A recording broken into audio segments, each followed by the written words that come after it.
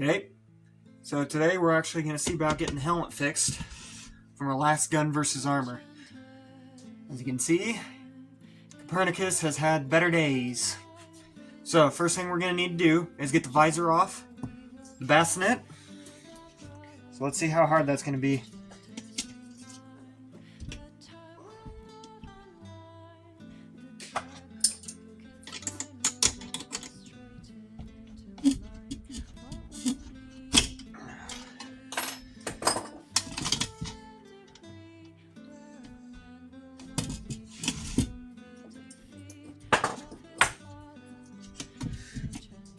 This is the nice thing about removable visors.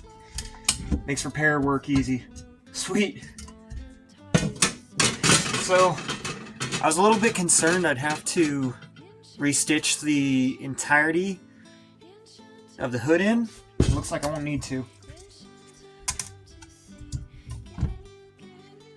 So what I have the helmet sitting on here is called a glue lam. It's basically multiple layers of plywood all glued together, making one dense block. They actually work good as kind of a soft anvil.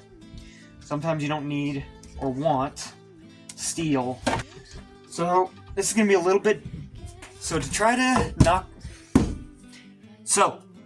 that dent in, it's going to be a little bit difficult because I got to try to work around the arming cap inside.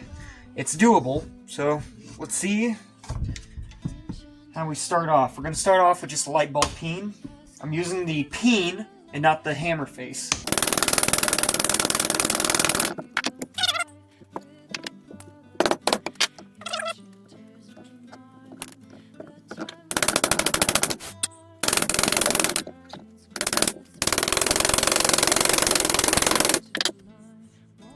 Not making much headway. Well, guess that's it then. Gonna have to cut some of this thread. I might be able to tie it back on the corners where I just have to stitch across the top. I don't like having to do this.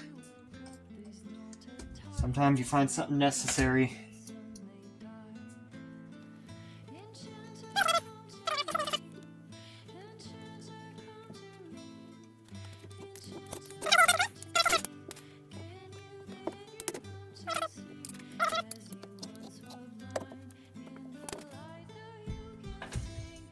So now I got the front opened up like that, I can actually probably use a horn of an anvil or something like that to fit in there and just be able to work that curve out.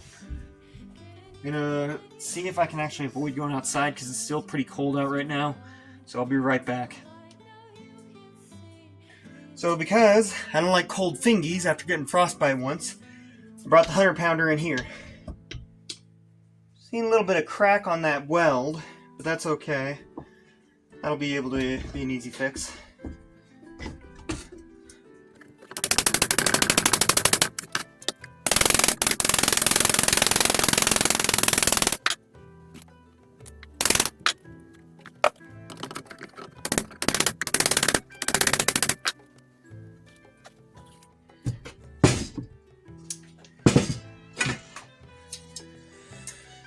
I'm gonna give the helmet a rest for a minute while I try to figure out how to get the last of that dent out.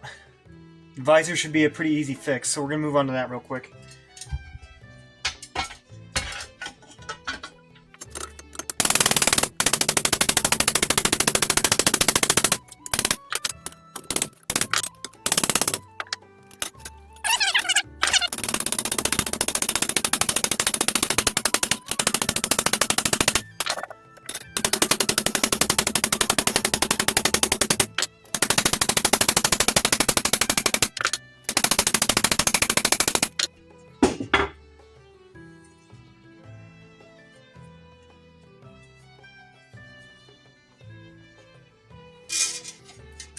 So the grill was a little easier to fix. Got a semi-flat spot to it, but it's not that bad. All in all, I think the visor was surprisingly easy compared to the helmet. That one dent, I might need to see about finding some kind of ball-shaped object to put in.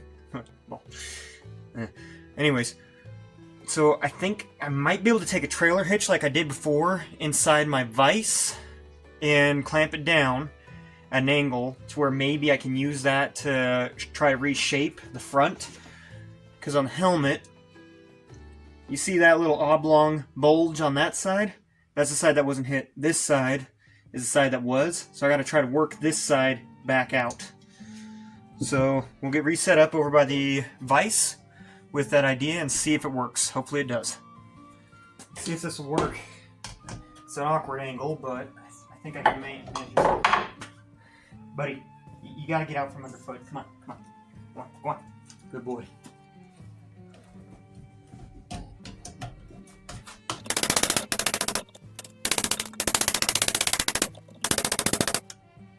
I think we got it. That oblong shape is gone. The front is kind of semi-dented, but honestly it just adds character to the helmet. We'll hit it with a little bit of WD-40 and steel wool. That'll clean up some of the scuff marks and the leftover rust from the anvil. Other than that though, I just got to get this stitched back on. We'll show you how I do that inside. But other than that though, the helmet's pretty much done. So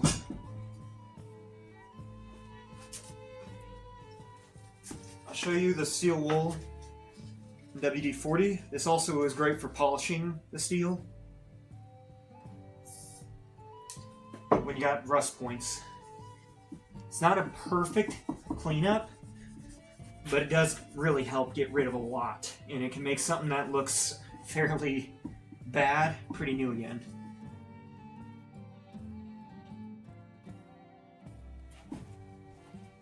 Once you go over with the steel wool to polish, then you want to dry it off immediately.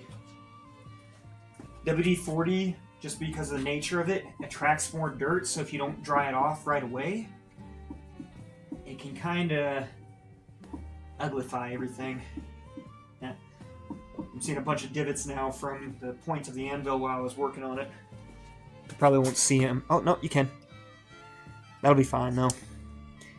Just because it doesn't look fancy and new doesn't mean that it's a bad helmet. But yeah, much better cleanup. Put the visor on real quick so you can see that it fits together again. And I can see if it still functions. Compared to other repairs I've been doing lately, this was an easy one. Surprisingly.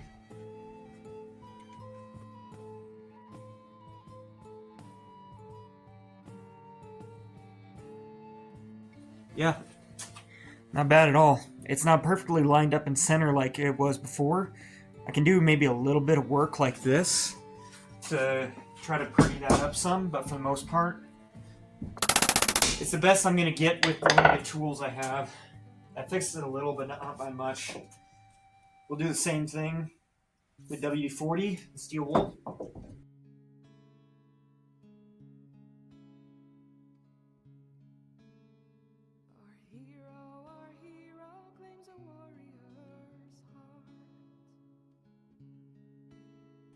Alrighty.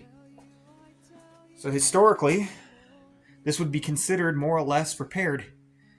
You can see, focus, you can see the two cracks there from that breath hole where it cracked. So the impact of that round was right about here, and it just worked its way over in the easiest route to get through the helmet. So that breath hole was the perfect route to go through. And then for the top, because of that double layer of 14 gauge steel, that ended up completely dissipating any kind of power behind that hit. If it was just the 14 gauge, it might have not gone through. It's hard to say. You already saw me do one repair job on that breastplate from before, so we're not going to worry about doing another video on repair of that because it's pretty much the same as when it had that hole in the chest. Just work it over and then put a weld across down on each side and then clean up. Shouldn't be too hard. My buddy with his MIG welder, he's pretty good at it, so you'll barely even notice the difference once I get it done. The only downside will be trying to work around the fold in the steel. It'll probably just get welded on the inside with a slightly thick bead to where it kind of melts through, and then clean up. Nothing on the outside other than polish to make sure it looks good again. So we're going to get the stitching for the arming cap back in place. First I'm going to take the low hanging threads, get them tied off on their corners here. Strangely, they only put a single thread through, so I don't need to go through a lot of effort to get these done.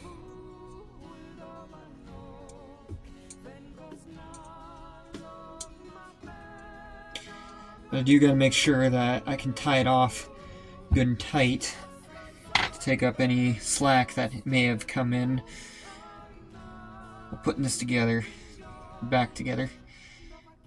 And surprisingly enough, I actually got the exact same thread for leather projects that they used.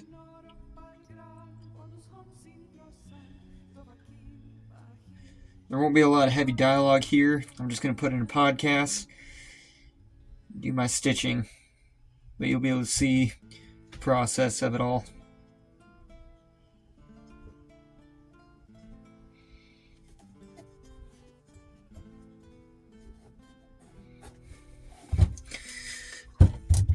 So for this, I ran the loop underneath one of the existing threads, and I got the end of the loop here.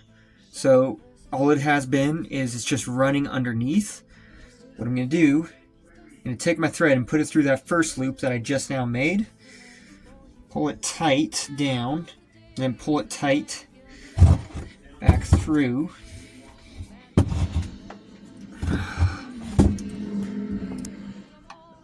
There we go.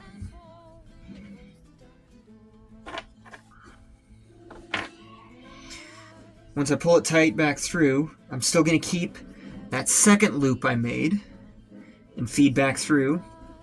Pull that one tight. And once more. Kind of locks up the knot and keeps it from coming undone. However, still not done.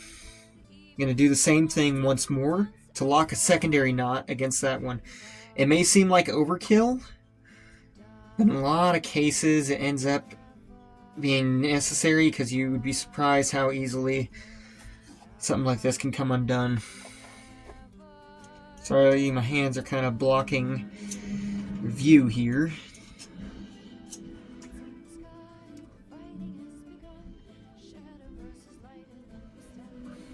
Here. Make a giant needle.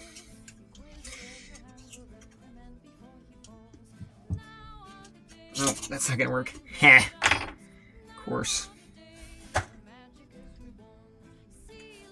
There we go. So, you saw me feed it through.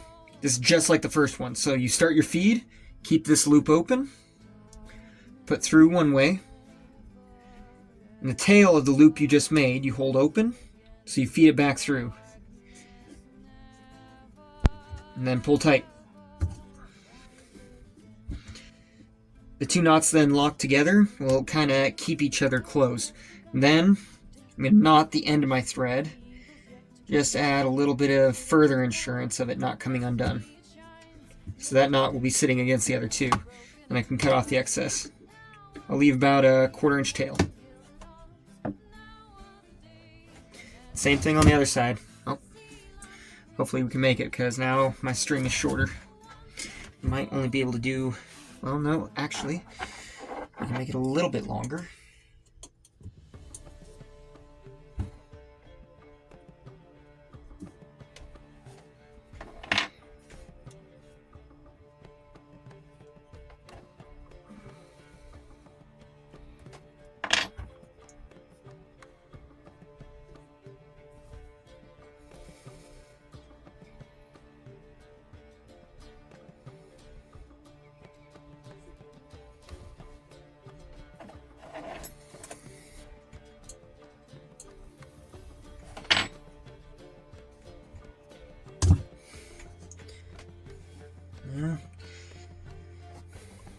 like that. I don't like that at all. Well, when it comes undone, I'll fix it in the future. I don't want to put a lot of work into this tonight. Here's my thread. This is just polyester wax thread. Gonna pull out 2 full arm spans worth, meaning you take one end of the thread and then you take the spool and you spread your arms out as far as you can.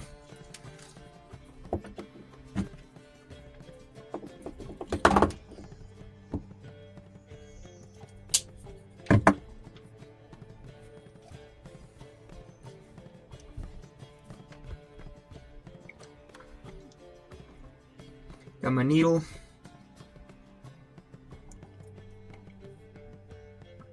What's nice about this thread is it's actually braided thread instead of just plain loose hanging. So it's a little easier to thread a needle if you just get a few fibers through.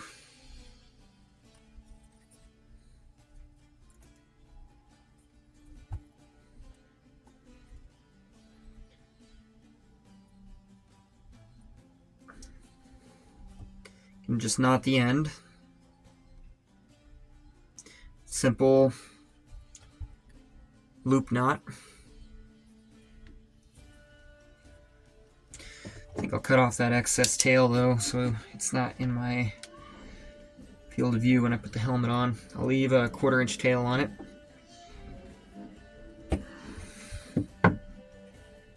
Right, ready to get started. Make sure you take the knotted end of your thread, pinch it, and you find your needle, and then get it centered.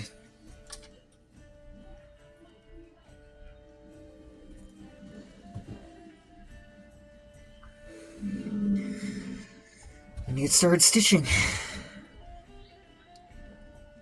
I'm going to start off on this side.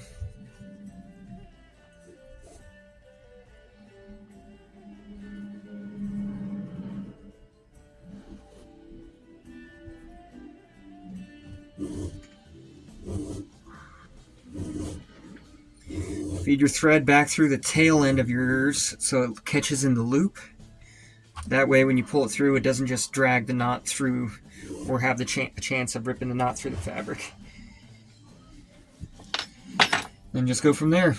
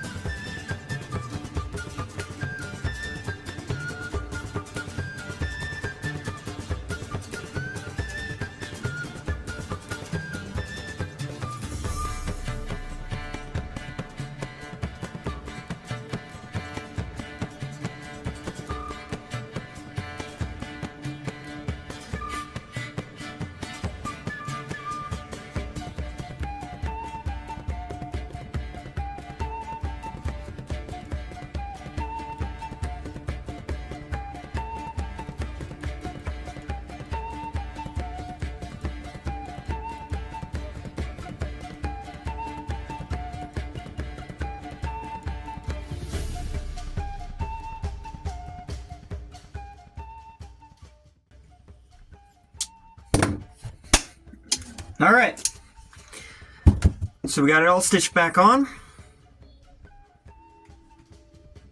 It's got a double stitch now going across the top instead of a single. Sadly, earlier you saw me fiddling in the one corner for a while. The thread actually got cut on the existing holes, so I had to... I was trying to finagle and figure out a way maybe to splice my two threads together, but with the waxing in it, it makes it too slick to splice two threads together in the method I was attempting. So now, what's left to do is get the visor back on. I'm going to really quick also retie the 4 little tethers for the arming cap and side together.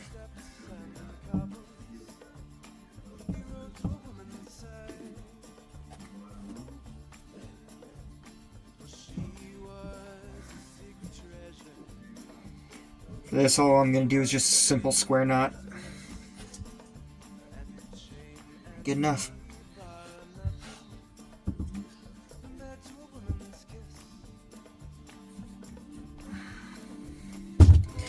Alrighty, now we can get the visor back on.